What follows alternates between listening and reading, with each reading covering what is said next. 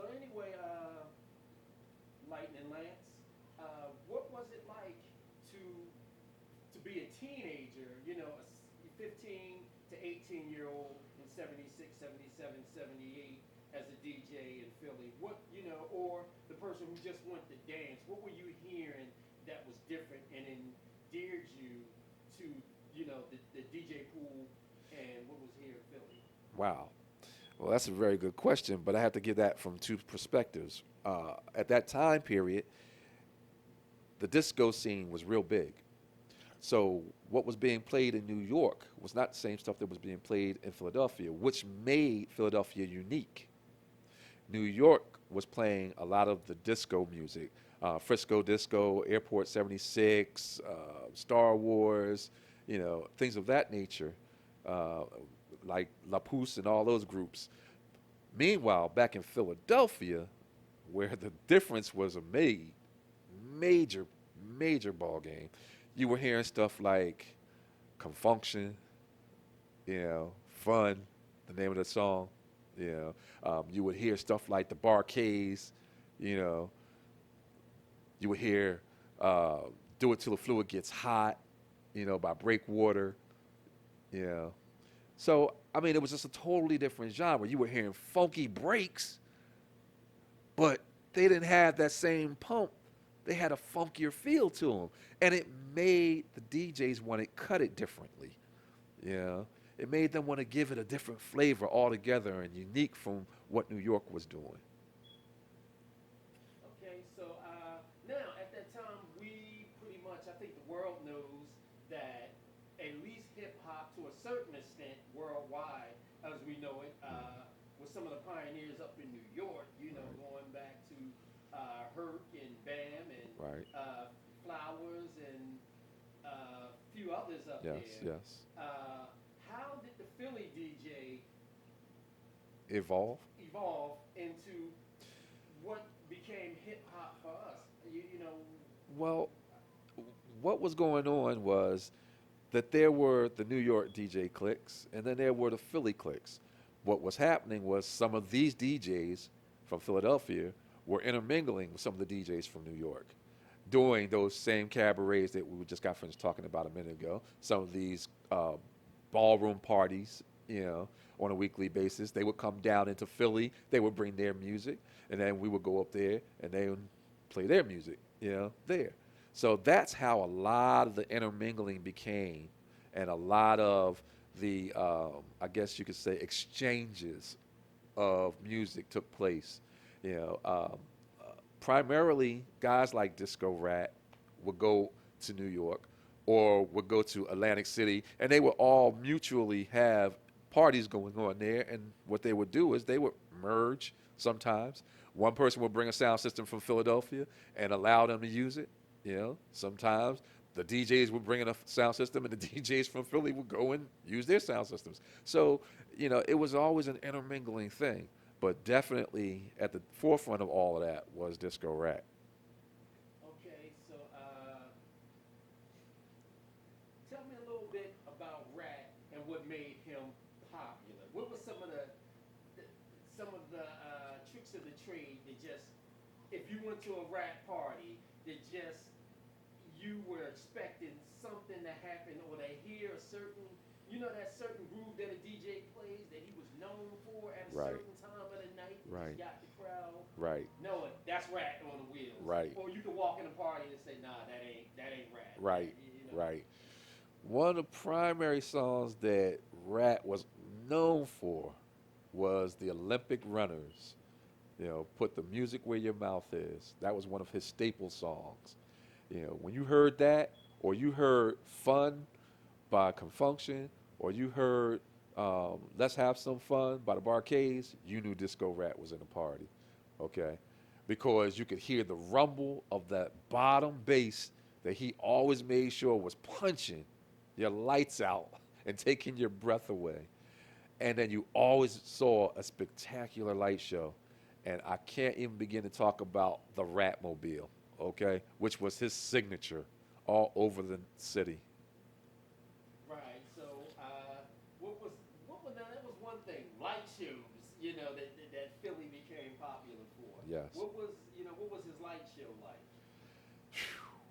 like? The very first light show for me seeing Disco Rat was a 32 par can light show that he took out to Frankfurt, which is his home area. Okay, and when he went out there, he took his system, which he had tons of sitting in a warehouse, and what he did was he took a scaffold, and I'll never forget this. He took a scaffold, took speakers, and piled them up on the scaffold, and then took his lights and piled them all around the scaffold. So they were hanging basically all around the scaffold. So when he finally hit the light system, which, by the way, he handcrafted himself with dimmers, which weren't dimmers, they were actual light sockets, okay, and light switches, okay, that he manually made himself. That was the first time I'd ever seen a light show. And then he did what was called the pyrotechnics explosion. The first time I'd ever seen an explosion to present somebody, in the business as a DJ out there actively DJing was him. That was the first time I'd ever seen effects like that. Wow. Yes. Wow. So, okay, now speaking of light shows and effects, you probably had the second best light show that you've seen. There was a few of them, right? Ooh, Kid yeah. Destroy. Yeah, well, kid, that's a different ball game altogether. You're talking now when you're talking Kid Destroy, you're talking about Perry P. You're talking about Grandmasters and Grand Knights of Funk. That's a totally different era. But that was one heck of an era because at that point in time, Perry P. was actually a DJ before he became an MC.